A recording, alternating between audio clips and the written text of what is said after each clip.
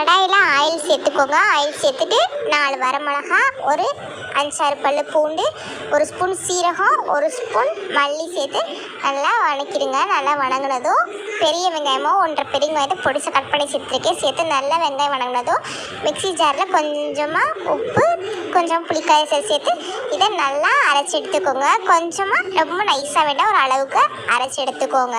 இப்போ கடாயில் நல்லா ஆயில் விட்டுட்டு நம்ம கட் பண்ணி வச்சுருக்க கத்திரிக்காய் நல்லா சேர்த்து ஆயிலையே ஃப்ரை பண்ணிடுங்க. நல்லா ஃப்ரை ஆனதும் மஞ்சள்தூள் கொஞ்சம் சேர்த்து நல்லா மிக்ஸ் பண்ணிவிட்டு நம்ம அரைச்சி வச்சுருக்க மசாலாவையும் இதோட சேர்த்து நல்லா 2-3 நிமிஷம் வரைக்கும் நல்லா வணக்கி எடுத்து இதை சைட் டிஷ்ஷாகவும் சாப்பிட்லாம்.